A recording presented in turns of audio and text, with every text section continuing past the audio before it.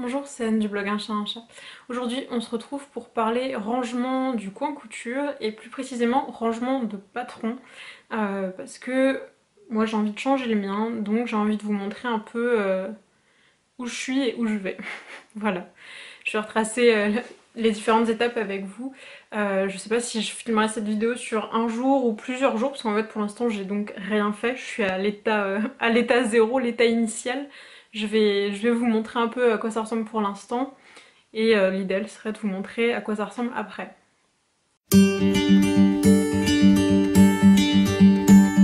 Donc pour faire une petite mise en situation de où j'en suis, moi je fais partie des gens qui n'ont pas de coin couture attitré. Donc ce que vous voyez derrière moi, en fait c'est un coin de mon salon. C'est un coin couture au sens propre du terme, vu que c'est un coin de la pièce, un coin du salon.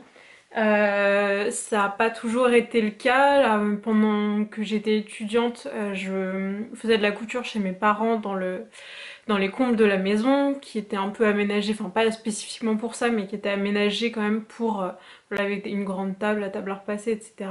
Donc c'était plutôt agréable. Quand j'ai fini mes études et que j'ai commencé à travailler, en fait moi faut se dire que mon rangement couture, faut qu'il obéisse à certains critères, à savoir d'être très facilement transportable, puisque je déménage régulièrement. Là on est en janvier 2018, entre janvier 2016 et janvier 2018, j'ai déjà déménagé 3 fois. Donc moi le but c'est que j'ai quelque chose qui soit clean, qui soit pratique à transporter. Voilà, moi je peux pas vous montrer une belle pièce, un beau coin couture, ce serait mon rêve, hein, j'adorerais ça, ça me fait baver, ça me fait clairement baver d'envie et de jalousie. J'adorerais avoir une pièce comme ça, mais pour l'instant, en tout cas, ça n'est pas du tout possible ni envisageable. Enfin bref, je vous parle donc de patrons décalqués, parce que je fais partie des gens qui décalquent leurs patrons. Je sais qu'il y a des gens qui les découpent quand c'est possible, hein, parce que je précise quand c'est possible, si jamais vous faites du burda, ce n'est pas possible. Vous cousez du République du chiffon, ce n'est pas possible. Bon, la plupart des indépendants qui vendent des patrons papier ont la bonté de les proposer avec des pièces qui ne se superposent pas. Je sais qu'il y a des gens qui les découpent directement sur la planche. Pour moi, j'avoue, c'est un peu un sacrilège. Je pense que la dernière fois que j'ai fait ça, c'est pour le carre-côte que j'ai cousu pour ma sœur, euh, par pure flemme en fait de découper les pièces parce qu'il y en avait trop. Donc j'ai pris le patron et j'ai découpé. Voilà. Mais sinon, je décalque toujours. Pour décalquer, j'utilise de la bâche plastique. Je vais vous montrer tout de suite. Ça donne comme ça. C'est un rouleau, voilà en fait ce que vous mettez, vous en trouvez dans tous les magasins de bricolage. Moi je prends des rouleaux parce que ça coûte moins cher, il doit y avoir 20 mètres je pense dessus. Faut la prendre assez fine, enfin je vous conseille hein. Parce qu'il y a plusieurs épaisseurs pareil, donc moi je la prends assez fine pour pouvoir la plier, la ranger facilement. Donc avec des stylos que j'ai derrière là qui sont des stylos pour écrire sur les CD. Donc je décalque avec ça. Franchement c'est vraiment bien parce que ça se plie, ça prend pas de place quand vous l'avez décalqué.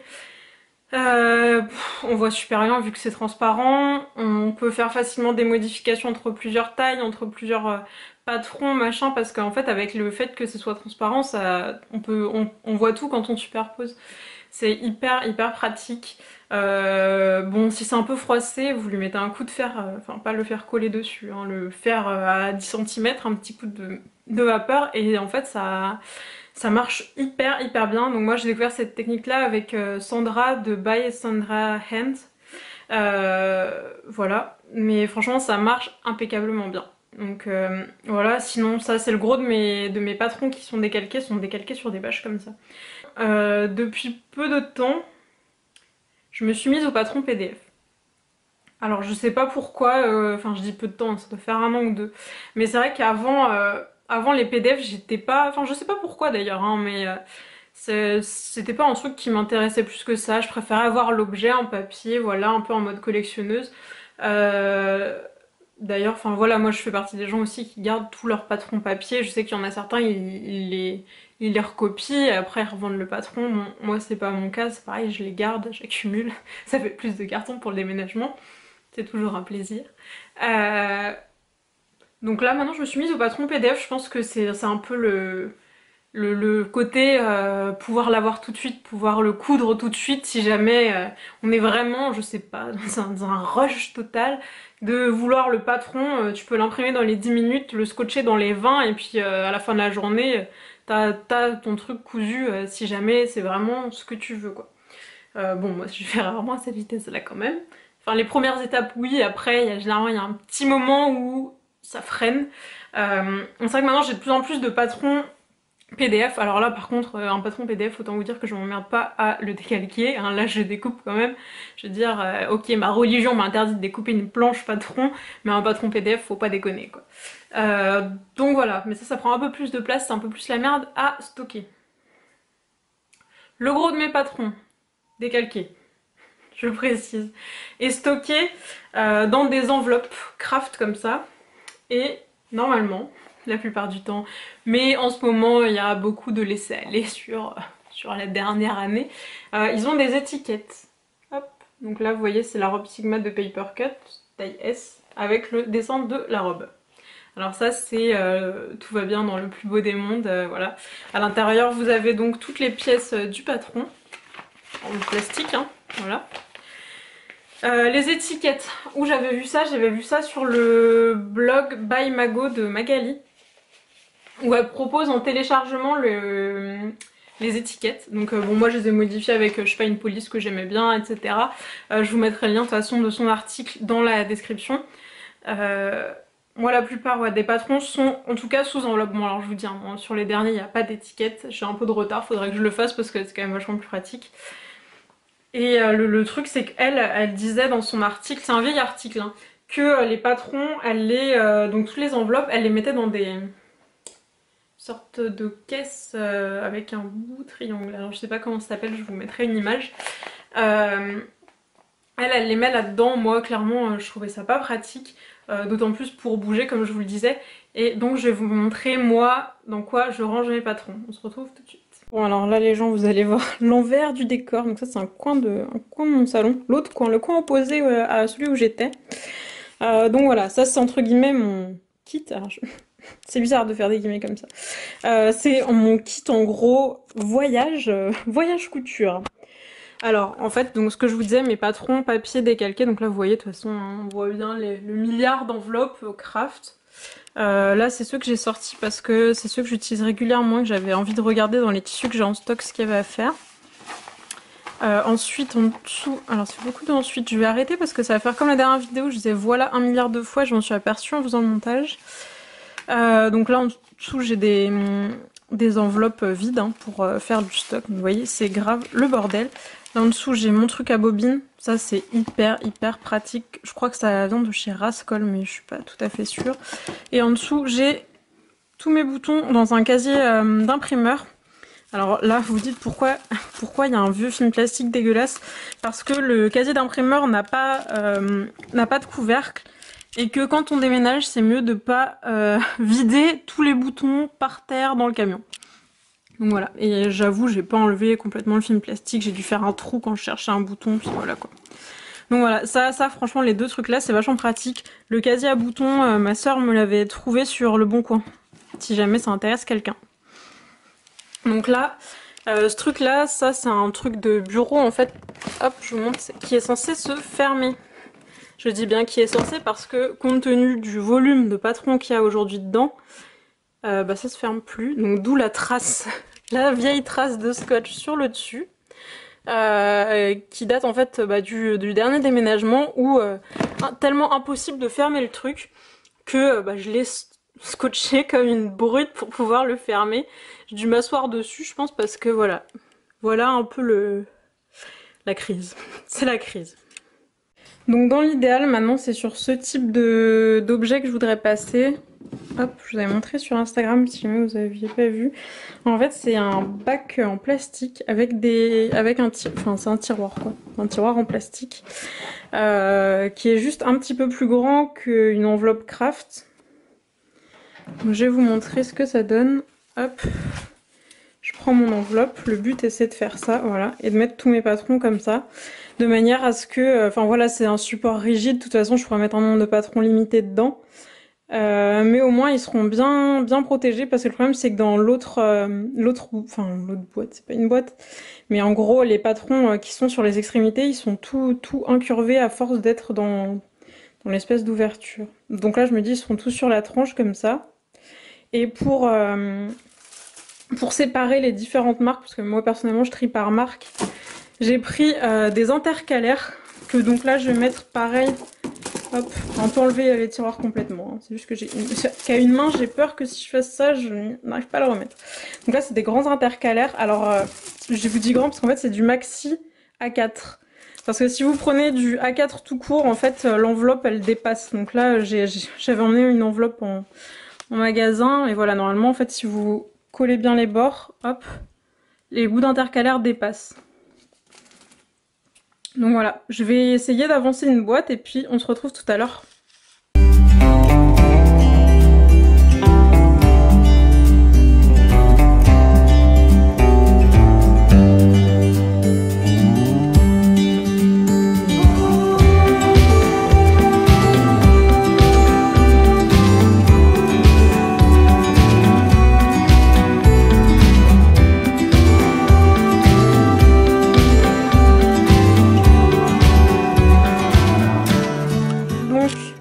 Ça commence à se vider, ça commence à se remplir. Normalement, j'ai mis des patrons de côté, en fait, c'est tous ceux qui n'ont pas d'étiquette. Je vais faire une liste des différents modèles qui n'ont pas d'étiquette. Et puis, je vais les faire. Enfin, ce serait bien. Je me dis que si je les range pas, ça va me forcer à les faire. Donc voilà, en fait, ça ressemble à ça maintenant.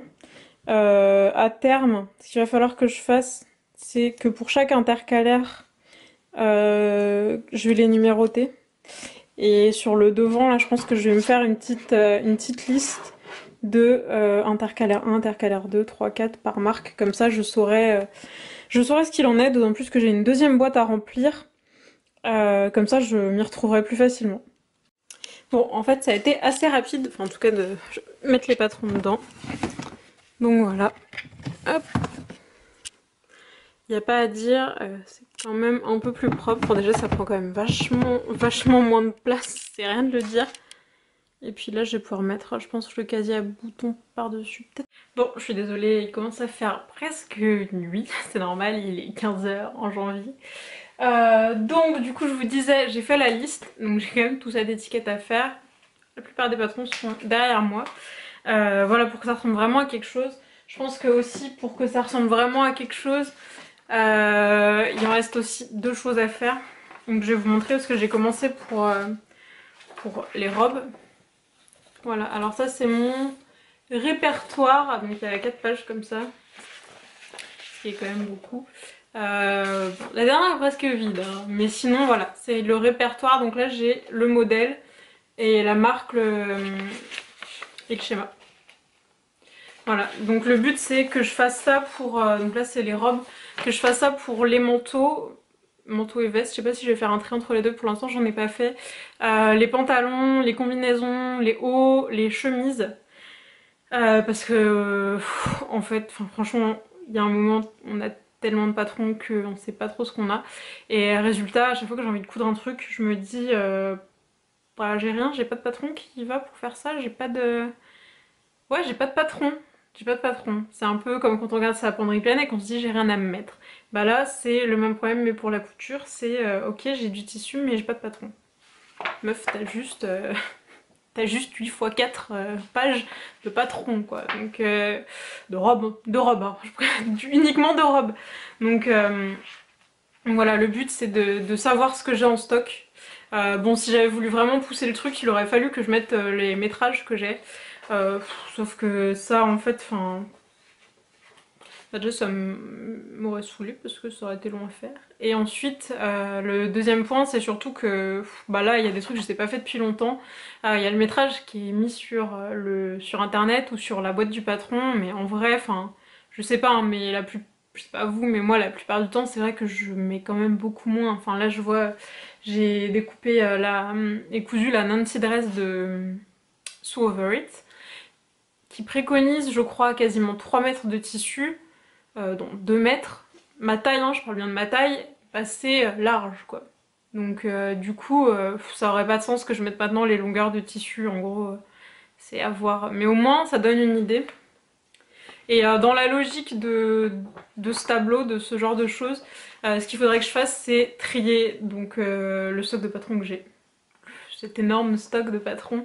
Maintenant que c'est rangé, je pense que c'est plus facile de le faire. Et voilà, parce que enfin, clairement, j'ai des patrons que j'ai décalqués hein, des fois, mais que j'ai jamais cousus et probablement je ne les coudrai jamais. Enfin, je vois, il y a des trucs que j'avais décalqués dans le livre de Tilly and the Button que j'avais acheté, je sais pas, j'ai dû l'acheter l'année où il est sorti, mais ça doit être il y a 3 ou 4 ans quoi. J'ai décalqué 2 robes ou 3 robes et un haut que je n'ai jamais cousu. Objectivement, est-ce que un truc que j'ai jamais cousu en 4 ans, je vais me réveiller un matin en me disant ah, si je le faisais maintenant, d'autant plus que maintenant j'ai pas les métrages, j'ai pas les instructions, j'ai une seule taille de décalqué. Est-ce que ça... Ok, je me suis fait chier à le décalquer, mais est-ce que ça vaut le coup de le garder dans le stock où je peux me dire, eh bien voilà, c'était du temps passé pour rien. Maintenant, c'est bon, libérons-nous de ça. Parce que voilà, je sais, il y a pas que ça, hein, mais il y a des patrons, enfin, il y a pas mal d'autres patrons ou que j'ai cousu une fois et après on le garde en disant, oh, on sait jamais, mais tu sais très bien que en gros, tu l'as peut-être cousu une fois, en vrai tu le portes pas, tu le referas très peu. Et au final, je pense même en général, les patrons que je refais très régulièrement, bon, très régulièrement, ça se compte sur les doigts d'une main, ceux que je refais régulièrement, il y en a pas non plus tant que ça quoi, donc je veux dire quel est l'intérêt de garder autant de patrons décalqués? Je ne sais pas. Je ne sais pas, bon en tout cas là déjà maintenant ils sont rangés, c'est déjà ça. J'espère que cette vidéo vous aura plu et puis bah, je vous dis à bientôt. Bon, je vous fais un dernier petit update. Voilà ce que ça donne. J'ai un peu décalé les cases pour mettre les boutons. C'est quand même beaucoup plus clean.